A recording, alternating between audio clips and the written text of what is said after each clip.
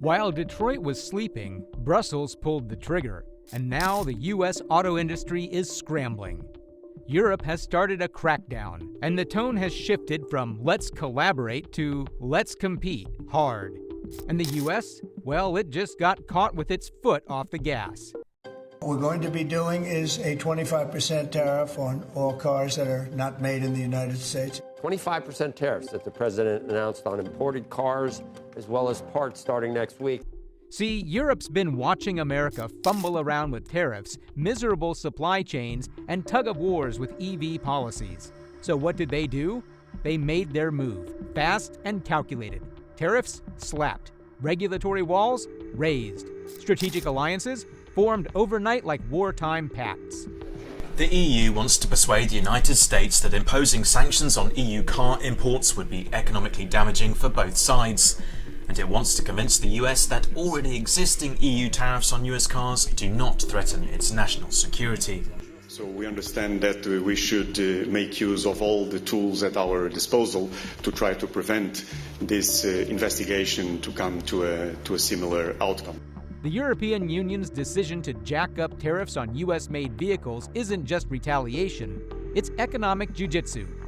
It's Europe saying, you want to make our cars expensive in America? Fine, let's see how your muscle cars handle a 20% markup over here. What is this going to mean? What's your analysis on what people need to be preparing for? Well, Kate, it means higher prices and it means fewer jobs. And don't think the average buyer is walking away from this unscathed. Tariffs are not taxes on corporations, they're taxes on consumers. You like your Tesla Model Y imported from the States? That'll cost you extra. You want to stick with your reliable Ford pickup? Get ready to cough up some tax money. Europe is betting that its citizens will settle for slightly less horsepower if it means saving 5,000 euros. And honestly, they're not wrong. We have in the United States 2,000 companies from the German automakers with around about 140,000 employees. We are producing 840,000 cars in the US. That's a great commitment.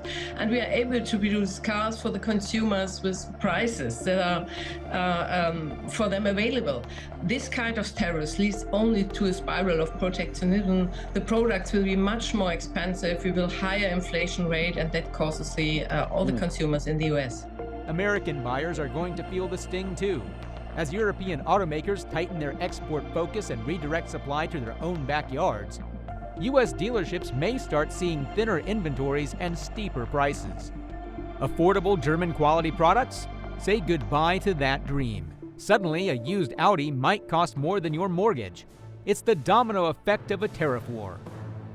Basically, we are talking about the improvement of environmental standards and safety standards. Currently, market surveillance is in the hands of member states, and we are going really to change the system in order to apply the same rules in every EU country. The green card Europe's playing here, environmental policy, is both clever and convenient.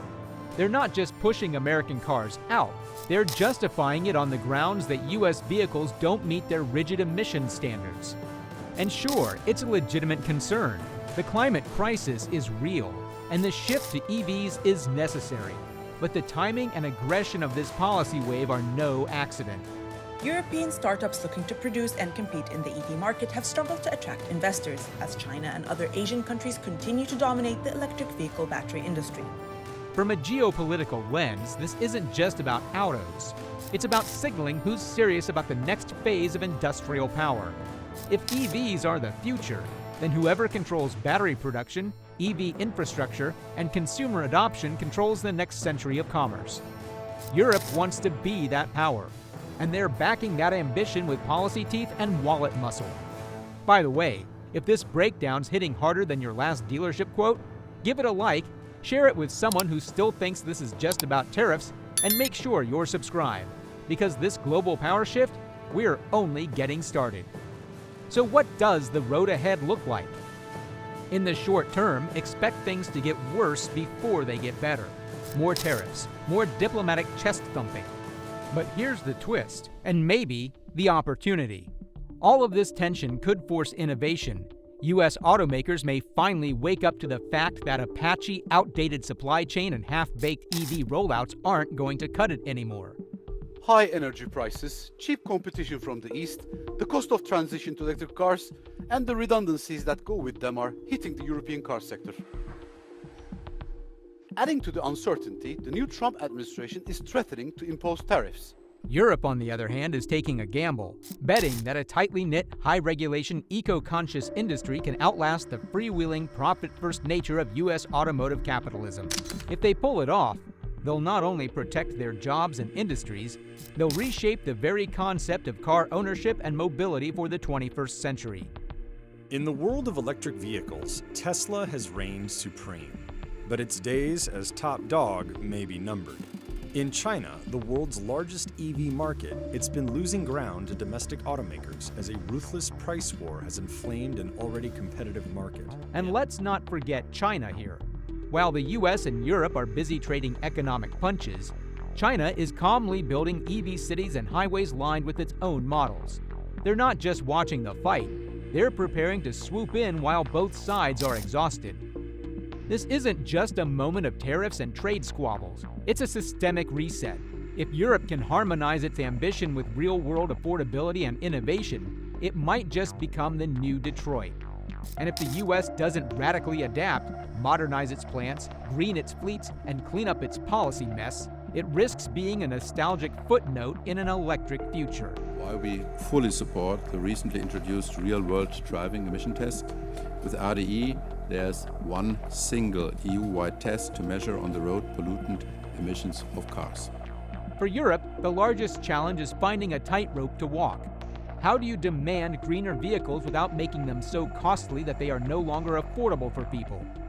The EU has laid down some pretty strict emissions targets, which means car makers are under pressure to innovate, and fast. That's a good thing on paper, but in practice, it could backfire if the costs of those innovations end up on the consumer's shoulders. If electric cars get too pricey, people will just stick with cheaper gas-guzzling models. So Europe's got to figure out a way to stay true to its climate goals without pricing out everyday buyers. Auto technicians are badly needed and in very short supply. The service staffing situation, that one's really been very, very challenging. Data from industry analysts J.D. Power indicate customers are waiting at least an extra day, sometimes much more, to get their cars serviced. In the meantime, the U.S. has entirely different problems to contend with. A lot of American manufacturers are still operating on prehistoric systems, and the latest supply chain mayhem really laid bare how vulnerable things are. If the U.S. wants to keep up, it needs to embrace newer technologies. Think automation, AI, smarter logistics, to make production more efficient and less vulnerable to the kind of disruptions we've seen. Then there's the environment. The U.S. has made some progress on electric vehicles, but let's be honest, the rollout's been clunky. If America is going to get serious about going green, it needs a real, solid plan. That means offering real incentives for buyers, building out the charging infrastructure, and putting serious money behind research and development. If those pieces don't come together, American automakers risk falling behind as the rest of the world races towards cleaner options. There are larger economic challenges. Interest rates are up, and so borrowing money is a lot more expensive. Inflation has reduced purchasing power, and supply chains are disrupted. The inflexible nature of the EV supply chain is pressuring OEMs to make EVs despite consumer pullbacks. And we can't leave the workers out of this either. The car industry has long been a massive job source in the U.S., particularly in cities and towns that are based on manufacturing.